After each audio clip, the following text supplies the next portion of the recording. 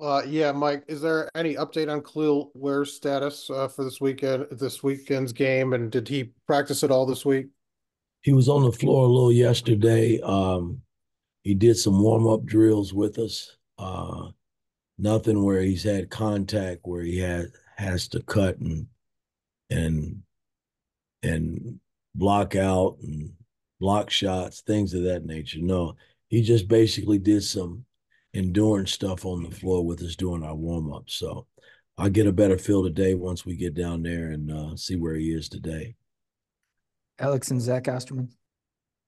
Given how important Xavier's kind of been to your team since you got here, and we've seen him play at a really high level. I mean, I know he struggled in I think 5 of the 6 games since he's been back, but this week he's had off. Have you seen maybe some improvement from him in terms of what he's able to do on the floor, and just maybe is there anything you can do from a mindset perspective to try to help him get back to being that effective player that we saw at earlier times? Well, I totally agree with you there. We got to get him back. When you go around the Big Ten and you look at all the teams and, the perimeter play, the point guards are really playing extremely well. And, X, make no mistake about it, in the first year, us making it to the tournament along with Trace and that supporting Cavs, X had a lot to do with that. And, since his injuries, he's been up and down, man. He's been soul searching, trying to find himself, man. And, I'm frustrated, and not in a bad way, meaning for him, because, it's, this is his last go around, man. He doesn't get an opportunity to come back to college and play basketball again. And what he's gone through in the last really year and a half has been tough.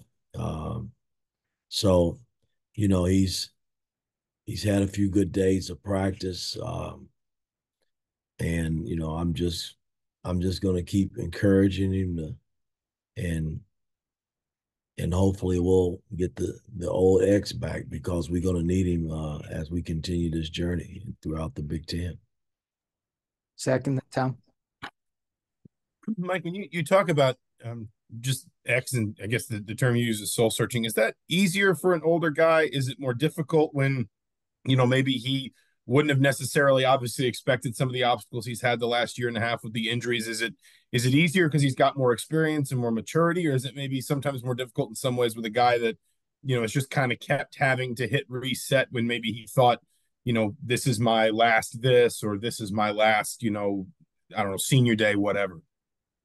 You know, even though he's been in the college game, when you haven't experienced injuries, because I went through that, my senior year, it's deflating, man. I mean, mentally, it crushes you. And, all I can think back to, what I went through to get back, I was crushed because, I mean, how the hell can something like this happen your last year? And you don't even know if you're ever going to play again based on what the doctors are telling you. And, I don't know if his wasn't that severe. I mean, he broke his foot. And then he had the problems again this year. Sorry, guys. Terry, got to call you back. I'm on Zoom. Bye. Um, that he's, I mentally it's been probably tough on him, man. And, I'm the only one, along with his family and friends, um, can probably help him get out of this rut, man, because he has had his ups and downs this season, man. And I feel his frustration, man. But we still got a lot of Big Ten games left. There's a lot of room for him to get back on track. And, that's what I'm pushing and trying to push him in the right direction to get there. Tom the Mason. Hey, Mike, I'm curious to get your thoughts on what Malik said Friday night after the game in regards to you guys just needing to get more in sync with each other going forward. What stands out to you when he says something like that? either offensively or defensively or both, as to what just needs to be better for this group to be more in sync?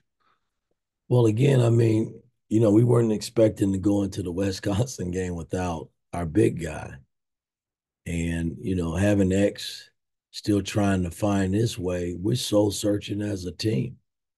I mean, make no mistake about it, we were missing, 14 and nine rebounds in the big guy and a guy that can block shots. We scored enough points. We shot the hell out of the basketball from, the free throw line, the 3-point line, and shooting twos. But our defense stunk. I mean, not gonna be anybody giving up 91 points like that in the Big Ten. I mean, it's tough enough to win on the road, but you go out on the road with just an offensive mentality, you stand to lose. You got to go out on the road with a defensive mentality and rebound the ball to keep the game intact. And I don't think we did a good job in that. That's on me. I got to get us playing defense, and uh, I just didn't think we were defensively ready to play. We didn't do what we were supposed to do. And the miscues and the scouting report, I thought we came out with great intentions, started the game out great, but as the game went along, we lost our way defensively. Mason, then Mike.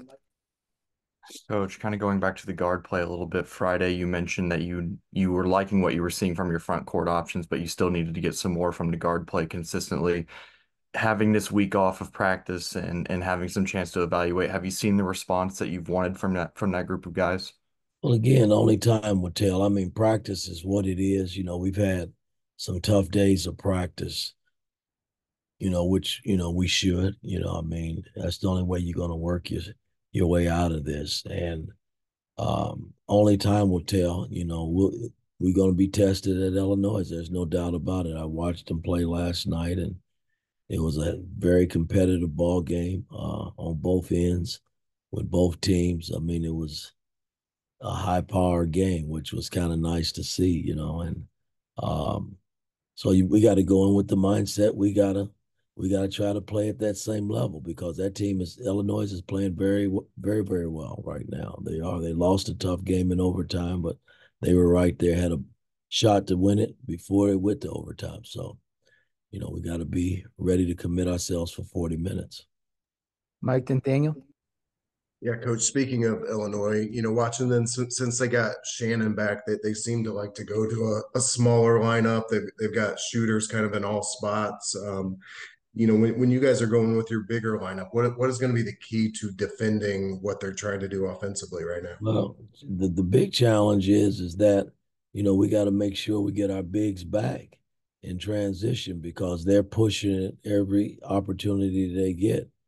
And, it's not going to matter who's guarding who. You just got to make sure we get the ball stopped and we got a body on a body. I mean, and there's going to be times big fella might be playing, one of their smaller guys. I mean, that's just the nature of how they play.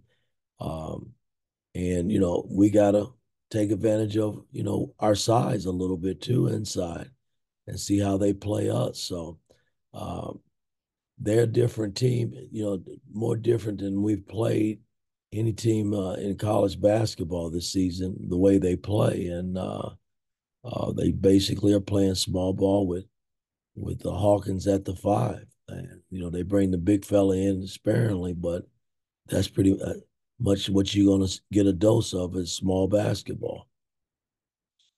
Daniel, and then we'll wrap with Alec. Yeah, Coach.